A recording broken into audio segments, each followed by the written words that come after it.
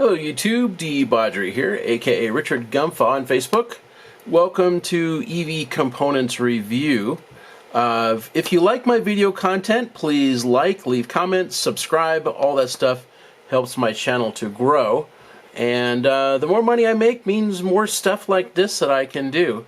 I would like to do more motors and more expensive stuff, and yeah, sometimes I have to buy hardware, sometimes I have to buy camera equipment, things like that. So if you want my channel to stay in business, you know, like, subscribe, leave comments, tell your friends about my videos so that my monetization from YouTube just simply increases, as you're helping me do this content by your views.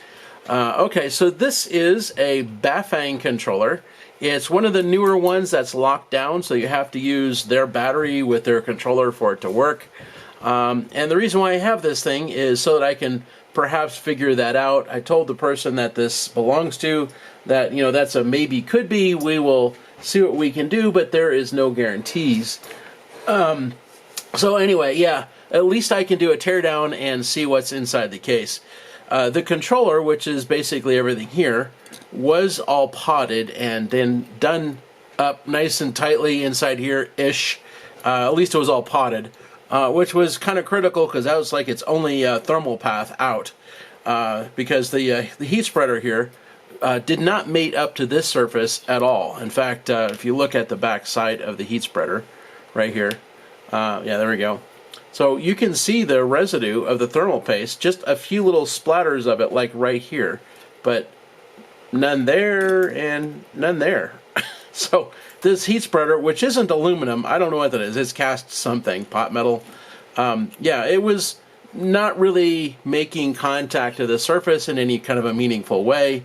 You know, if it was, then there would have been a couple screws, like at least 3 in here, that would then pull this up against here, but there's not. And in fact, this screw right here and this screw right there, all it pretty much does is sits on top of this corner of the heat spreader and just kind of pushes it down. But yeah, those don't do dick when it comes to cooling. Yep. Yeah, this does not press up against here in any kind of a meaningful way. And the little bit of thermal paste in there was certainly not cutting it. This capacitor right here, which is a 1000 microfarad capacitor, or 63 volts, it has this paper sticker on it, which partly got mangled in the depotting. But it says on here 25 kilometers per hour and 28 inches and 2230 millimeter. So apparently Bafang was thinking you're going to use this controller on a very specific wheel size. I don't know. That seems kind of strange to me, how they would possibly know what your speed might possibly be or your tire size. Yeah, on the actual shell, it's got something similar to it. So it says right here 50.4 volts, 28 amps, 1000 watts, and then 45 kilometers per hour. The part number on here is 28-2230, with a much longer number below that, which I won't bother reading. But yeah, it's kind of weird that they would know how fast you would possibly be riding 45 kilometers per hour. This is all cast aluminum with some minor machining work done on it. Yeah, reasonably decent design. This paper insulator was down here to go underneath the circuit board, so it didn't short against the aluminum. And I guess it did its job. Alright, so on here you have a two-board design, and once I had this board lifted out of here, which basically meant take out those 2 screws, carefully pick away all the potting around here and around the top of there, so that the whole thing would then kind of lift out. Then all the rest of the potting that was on here would then come away with the board. And once I had it, you know, out, then I could start carefully picking away at it with a spooger and removing more and more of that flexible potting until I had everything clear. Once that was done, then these 2 pin headers right here, they took a fair bit of heat to get them to flow, but I was completely successful at it. There's not much copper right here and right here where those two pin header through hole sets are. So yeah, I was able to heat those up with a soldering iron and get them to come loose without too much trouble and didn't pull up a single trace. So thumbs up. That's how I want it to be. That's how I usually expect things to be. And when it doesn't happen that way, that always makes me annoyed. Yeah, this little board is pretty much just a connector board. It's where like all the I/O stuff comes in and goes out, and with a little bit of electronics on it. So right here is your Hall cable and temp sensor. I don't know what this one does. It's got red, black, blue, and yellow in it. LCD or something? I don't know. This connector right here, this one goes over to the battery connector, so wherever that is, that's this connector right there. It's one and the same. And the other ones, again, I don't know what they do. You know, they go over to this other stuff. I don't have an actual complete Bafang kit. I just have this. So I don't know what a lot of this stuff does. I don't have the motor, I don't have the battery pack, I don't have the display or any of that stuff that comes with it. I just have this. So yeah, a lot of things here I don't know what they do. Anyway, these three wires right here, that's the one that goes over to this battery connector. So the orange and green one, that is CAN bus. And I know that because on the bottom side of this board right here, there's a CAN bus transceiver chip, and those two wires go right over to there. The brown wire right here, this is 5 volts. And how I know that is because it only goes to 2 places. So here is your Hall cable, and it goes over to the red wire on there. And it also goes over to the red wire and whatever this cable does. So I know that Halls need 5 volts, so that's what that is. And those are both in parallel with that brown wire. So that's 5 volts. My theory is that you might be able to apply 5 volts to that brown wire and get the whole thing to turn on. I don't know that it's fact. That's just my theory of the moment. So, you know, don't hold me to it. On the back side of this board, we have an 8-pin chip that might be a buck chip, but I don't think it is. We have what looks like a MOSFET to me and a smaller MOSFET here. Otherwise, just a few discrete components.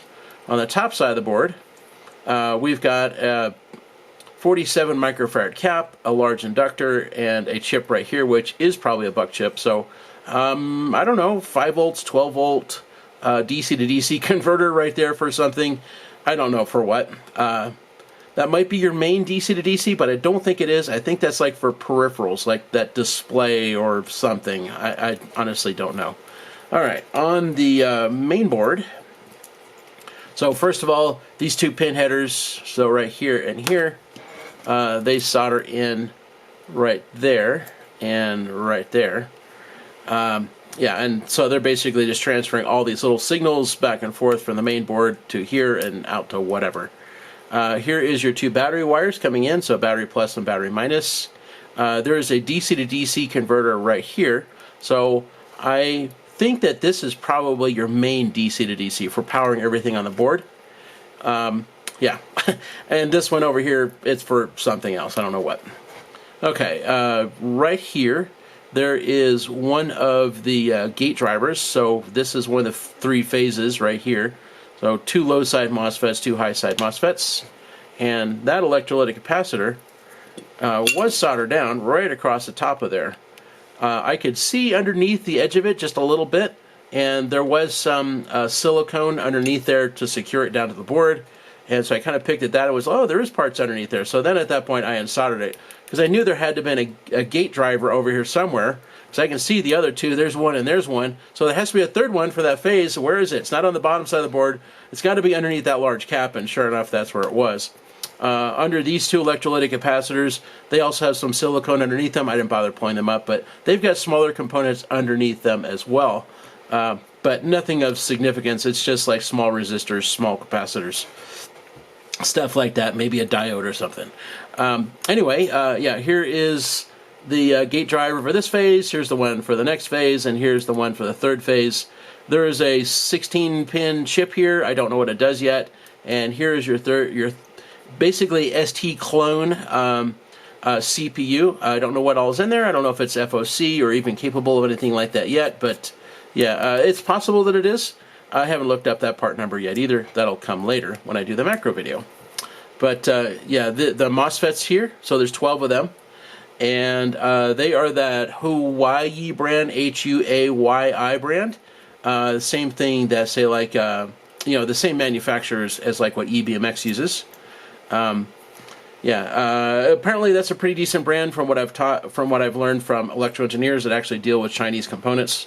So that's about all I can really say about that. I'm not familiar with Asian brands. I like the Western stuff for the most part. All right, so on the back side of the board, right here, this is a CAN bus chip, or CAN bus transceiver rather, and on this cable right here, that one right there. So that green and that orange wire, they go right over to that chip. And yeah, so once I saw that, I thought, well, that's got to be like CAN bus, because I can see the high side, the CAN high and CAN low, or what looks like it could be. And so then I looked up this part, and sure enough, that's what it is, a CAN transceiver. Anyway, you've got a couple of linear regulators here. These are both 11/17s, but they're 5 volts, not 3.3 volts, like you commonly see in other controllers. Over here, we've got several small MOSFETs, and they are right underneath the battery area. So maybe they turn on battery plus and battery minus to turn on that DC to DC, which is, in fact, right here on the other side of the board, something like that. I honestly don't know, but that's certainly a possibility. So maybe that, yeah, if you can like just simply provide them a control signal, then they will power up, and then ta-da, everything loves life. I don't know. I don't know how that stuff works, but that's another possibility. Is simply turning this on manually would then power everything up, and it all loves life there as well. So battery minus is right here, and there is a bunch of little vias in here around the battery minus wire, and then this is a multi-layer board, so there's probably a battery minus plane throughout this entire board. And I can also see battery plus right here, and there's a bunch of vias right there, and then this entire arc is battery plus.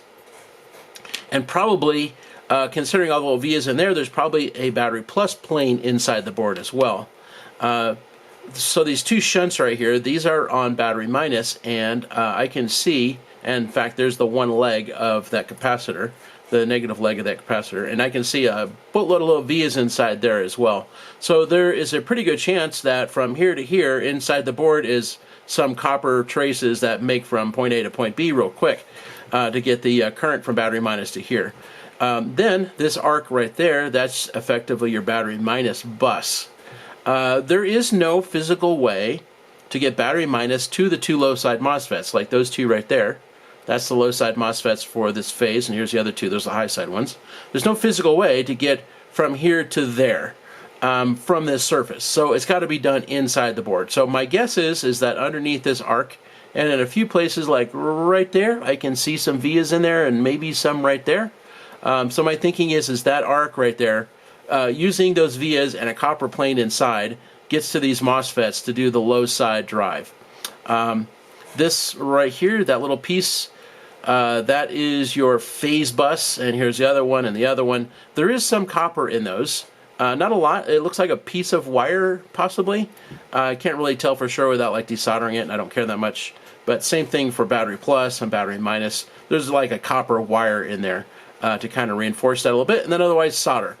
Yeah, that's the only way that you're going to get current to those two MOSFETs from battery minus is to do it inside, and that's fine. That's a fairly common tactic. You know, ASI uses that. Trampa uses that. It's an effective means to get current from battery minus to your MOSFETs, or battery plus to your MOSFETs, or MOSFET phase bus out, stuff like that. Doing it through vias inside the board and planes inside the board is perfectly acceptable. These two right here, those are the two high side MOSFETs, and I can see circuit traces right from this reinforced arc right to those MOSFET legs, so that's how they're getting battery plus. And again, these are battery minus right there, but there's no traces there for them to get battery minus, so that's got to be done internally. And these two right here, I can see the same thing. I can see the circuit traces going right to the MOSFET legs, and the same thing over there. So battery plus is going right to the MOSFET legs, right from this arc to them, and battery minus has got to be happening inside the board to get to the low side MOSFETs.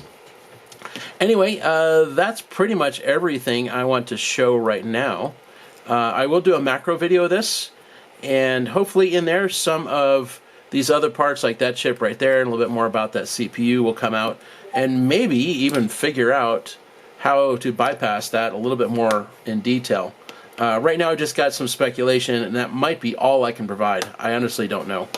So I think that's it for now.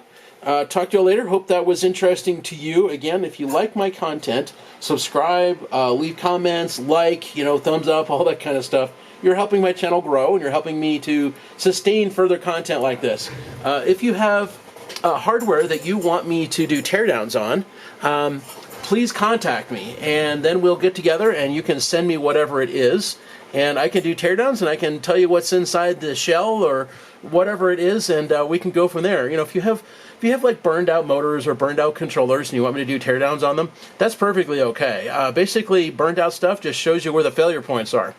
And that's not a bad thing. That just simply means that, rather than me telling you where the failure points are likely to be, like I do with the KO controllers, instead I'm saying, see, look, it failed right here like I said it would, kind of a thing. So, yeah, send me your bad hardware, send me your good hardware, and I am interested in all of it because, well, that's content that we get to spread for everyone, and then everybody is more educated about different EV components. Well, I think that's it for now. Enjoy. Like I said, like, subscribe, leave comments.